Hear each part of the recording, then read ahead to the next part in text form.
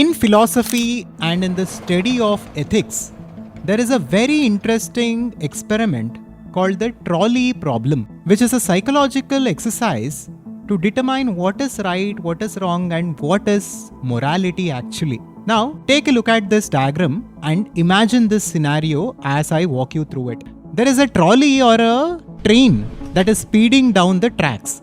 In front of it, there are 5 people that are tied on the track, unable to move, and you stand next to a lever that can divert the trolley into a side track onto another track, but on the other track stands one person. Now in this scenario and in this experiment, you only have 2 choices. You cannot call them out, you cannot help them in any other way.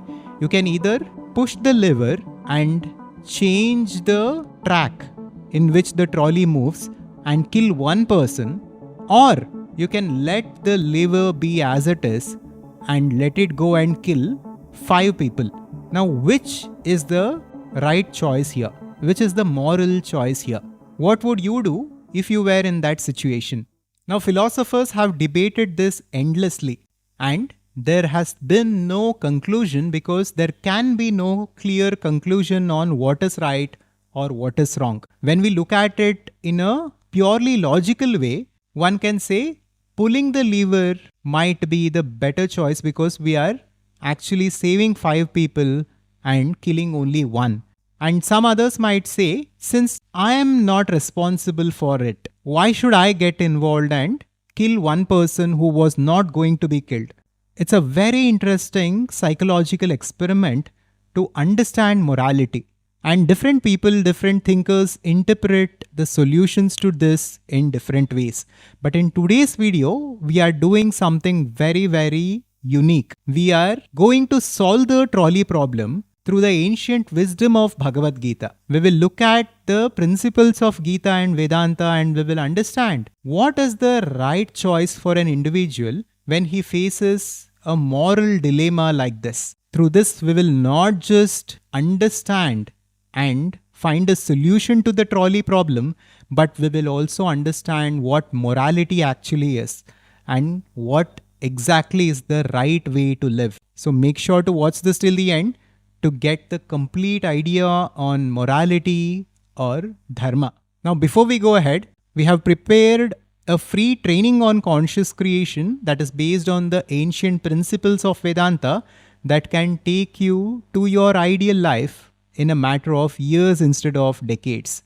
So check out this free training, and if it fully resonates, then book a call with our team to understand how to implement this in your life in the next 6 months. Now let's step out of the trolley problem for a bit and let's go to the stage of the war of Kurukshetra, where Arjuna is having a conversation with Sri Krishna himself. Now in the battle, the warrior prince Arjuna finds himself in a great sense of dilemma.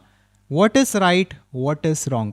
He is unable to come to a firm decision. On the one hand, he wants to stand with dharma. He wants to stand for his rights of winning over his kingdom and rule the country in the right way. At the same time, he doesn't want to kill thousands of people because of the war. He doesn't want to kill his own teacher, his own uncles and cousins, and his own relatives for the sake of the throne. Now here, again, Arjuna is clearly facing a moral dilemma, whether to stand with dharma and fight the war for righteousness and claim his right as the prince and win the throne, and by doing so kill thousands and thousands of men, including his relatives, or to simply let go of the war, give up and walk away. Now, what happens in the war of Kurukshetra, we all know. Krishna helps him understand that fighting the war itself is the right thing to do for Arjuna at that point in time and based on that context. Now, that is what we must understand. We must understand the context and we must understand why Krishna taught Arjuna to fight instead of giving up. Now, as Sri Krishna begins teaching Arjuna the principles of life and what reality actually is and who he is in his essence, Essentially, Sri Krishna is giving a coaching session on life to Arjuna. Now, that is why Bhagavad Gita is so valuable and is so important for each and every one of us.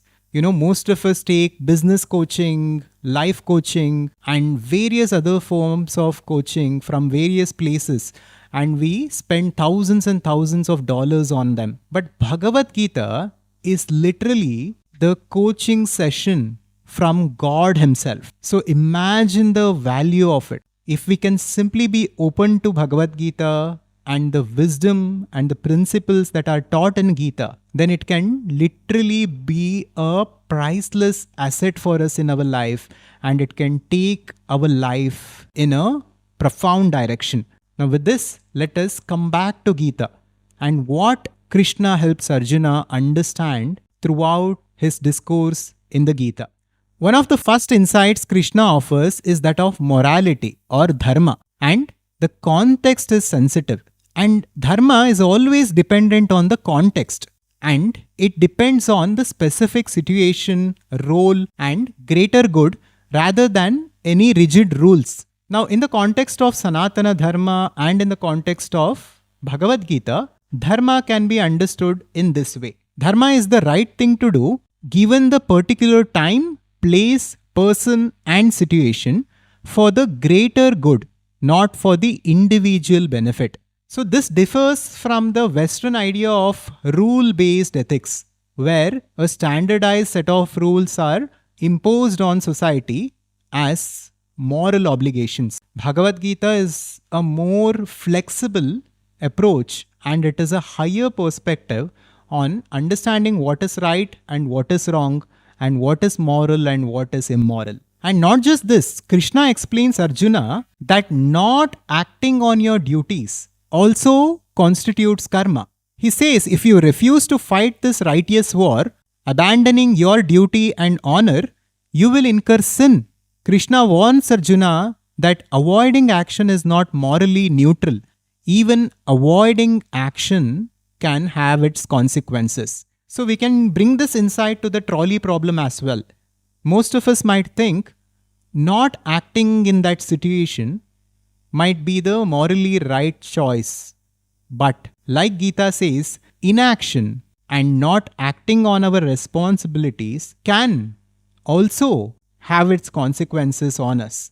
Now, dharma, as explained in Gita, is much complex and much deep compared to the basic logic of killing one person to save 5 others. It is not as simple as that. With this, let's come to Nishkama karma, which is a very important concept when it comes to understanding morality and karma. Krishna's core teaching was action without selfish desire. He famously tells Arjuna, Karmanyeva adhikaraste ma phaleshu kadachana. So, you have the right to perform your duty, but not to the fruits of your action. Krishna tells Arjuna, focus on your actions based on the context, based on this place, based on the person who you are. What are you supposed to do right now for the benefit of the totality? That is what you are supposed to do, without any attachment towards the outcomes of your action. So this is the ideal way to live and the ideal way to act as per Sri Krishna. Here we must understand 2 concepts, that is Vyasti and Samasti. Vyasti refers to the individuality and Samasti refers to the totality. Now whatever actions that we take and whatever actions we perform from the place of Vyasti or individuality might or might not be in accordance with dharma. In most cases, it will not be. When we just focus on our own well-being and our own good, we are ignoring the greater good. This is why politicians are corrupt. This is why the thieves steal and murderers kill and terrorists do whatever they wish to do in this world. These people are concerned about their individuality and not totality. And because of this, there is a certain karma that they generate and there are certain consequences that they will experience because of their actions. Now, what Krishna did to Arjuna throughout Gita was to expand his identity.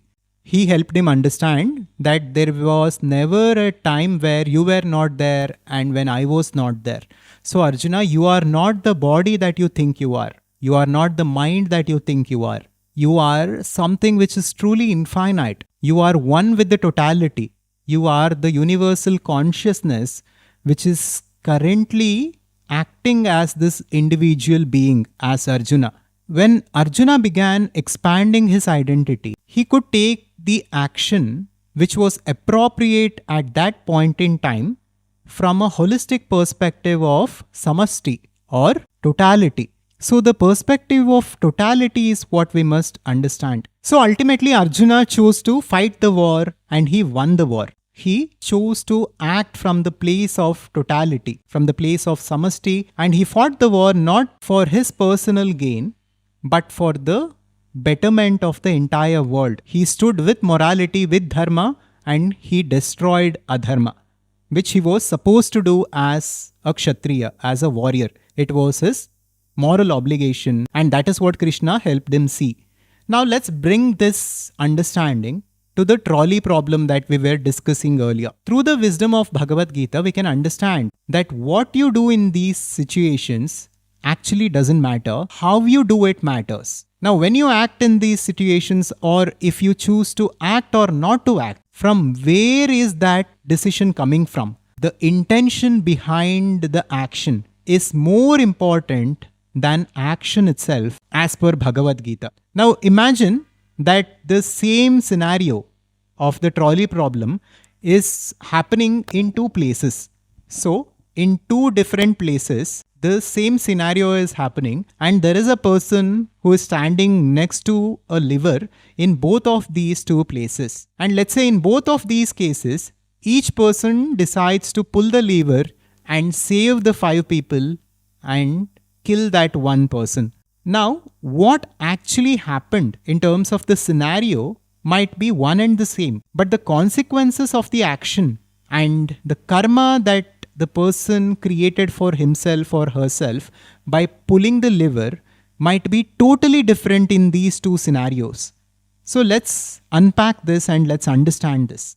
Now let's say in the first scenario, the person who pulled the lever, he was purely logical. And not just that, maybe even he was feeling a slight thrill at playing God and he pulled the lever.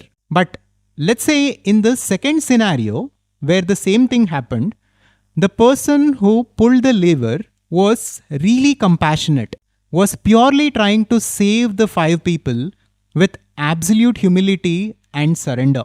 Now, through the lens of Vedanta, both of these scenarios are totally different. One is coming from a place of ego and another one is coming from a place of humility and samasti. Now, because of the intentions behind actions, the karma that each of these people generate for themselves are totally different. Now, I understand that this might seem complex, but ultimately it's very, very simple. When we take action, what is the intention behind it? Are we coming from the place of ego or Vyasti, or are we coming from a place of samasti or totality? Now, let's say in this scenario, a yogi was passing by, and this person, this yogi, is totally identified with the totality, with the samasti, and he might feel like his intervention there was not necessary because everything is happening as per the law of karma and people are experiencing whatever it is that they are supposed to experience, and he might not pull the lever, and by doing so he will not get entangled with the situation at all. He is undisturbed. Or at the same time, that yogi in that scenario might get an intuition to act and to pull the lever, and by following this divine intuition, he might pull the lever and save the 5 people while killing one person. Even in this scenario, he remains undisturbed because he acted not from the place of ego, but from the place of intuition and from the place of totality. So, from which place are we acting from? From what intention are we acting from? That decides whether we are morally right or wrong. And when we begin to understand who we are beyond the body and mind as that infinite consciousness, when we begin to see ourselves as one with totality, with this universe, And when we begin to act from this perspective, we naturally act morally. Morality need not be a rule for us to follow, but when we live like this, morality will naturally be the way of life for us. And when scenarios like the trolley problem come to us, what we should do at that point in time, we will intuitively know. And when we do it as a Nishkama karma, as a detached action, then we are acting morally without getting entangled in the situation. So, this is how the wisdom of Bhagavad Gita solves the trolley problem. Gita states it doesn't matter what you do, but it matters how you do it, from what intention you're doing it, from which place you're coming from. And next, if you wish to understand how conscious creation works, and the 4 foundational pillars of conscious creation in order to bring about your ideal life in a matter of years, then watch this important video that we had made on the 4 pillars of conscious creation, that is Brahma, Karma, Dharma and Marma. Subscribe to Adhvaitha to wake up. Shivoham.